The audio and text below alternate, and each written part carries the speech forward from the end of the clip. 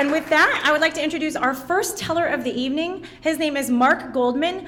I would like to let you know he printed the snazzy flyers on all your seats telling you about upcoming storytelling nights, both with the Republic and with a variety of other storytelling institutions. And Mark is going to talk about a period in life when he was better known as the dance general. Thank you. Thank you, Megan. Did you ever have a boss or a supervisor, a manager who critiqued you and criticized you every single day? Every day you came to work, he'd say, well, you know, you could have done this better. You should have done this better. You should have done it this way. Anybody have that? I was such a person. But my workplace was the theater, the musical theater. I was a dancer, and long time ago in a show called Irene, which starred, that particular tour was Jane Powell and Patsy Kelly, I was the dance captain. Now, the role of the dance captain in a musical after you go on tour is to keep all of the dancers doing the steps the way they're supposed to be done, the way the choreographer set them. So they're supposed to be in the right place, they're supposed to have their arms up, their legs doing different things. So the dance captain is supposed to make sure it's all done right. Well, I was a good dance captain. I took my job seriously, so seriously that I became the dance general. And I gave notes every single night on a 6-week tour, 8 shows a week. Every night, come backstage. Mary, you need to lift your legs a little higher in that. John, you really need to move over stage left a little bit. And I was notorious and I was relentless. And certainly I was kind of oblivious to what was going on, too. Now, at the end of a run of a show, the last night, people in the cast usually like to do little funny things, you know, on stage that the audience really doesn't know about or can't see, but just little funny things, you know, paint something on your eyes so when you close your eyes, the person on stage can see you and reads whatever it is, or some funny little things like that. So on the last night of the show, my roommate, one of the other dancers, Doug, comes to me and says, hey, you know, the guys asked me to come and talk to you.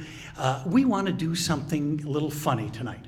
Now, in Irene, we had 2 different costumes. We had kind of baggy pants and plaid shirts and suspenders, brown shoes, that are kind of everyday clothes. And then there was a big gala ball scene where we had black tucks and tails and black patent leather shoes. So Doug came to me and said, in the Irene number, we want to wear 1 brown shoe and 1 black shoe. And I said, you know what, it's the last day, it's the last night of the show. Sure, let's go ahead and do it. So we're backstage, and here's what happens in this Irene number. It's a big theater in the round, a big tent, 3,000 seats in the Music Fair tent on the East Coast. And there are aisles that come down, every different aisle, 6 aisles in the round.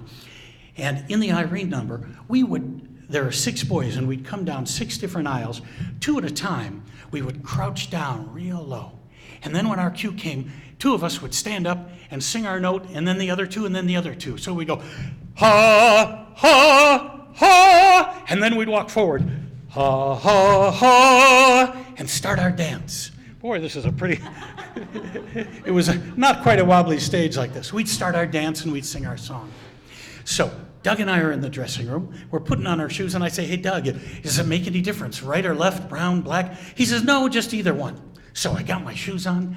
I go out around the tent all the way to the other side, come down my aisle, and I creep down. Now in Music Fair, too, we're even closer than this. They're like sitting right there. So I crouch down.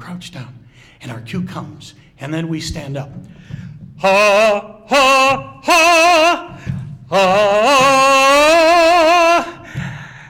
And we start to dance, and as I look down, I can see that I am the only one with 1 brown shoe and 1 black shoe.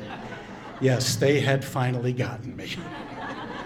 I could do nothing, you know, and of course, Marge and Harry are over here coming in from the suburbs to see the show, and they're like, why has this guy got 1 brown shoe? They can't figure it out. Well, we went backstage afterwards, and We all had a big laugh. Part of me was a little upset, but part of me knew they got me. And from that time on, I have tried, I haven't always accomplished it, but I have tried to not be that dance general, not be so harsh. And the reason is because it was on that night that I really learned what it was like to have the shoe on the other foot. Thank you.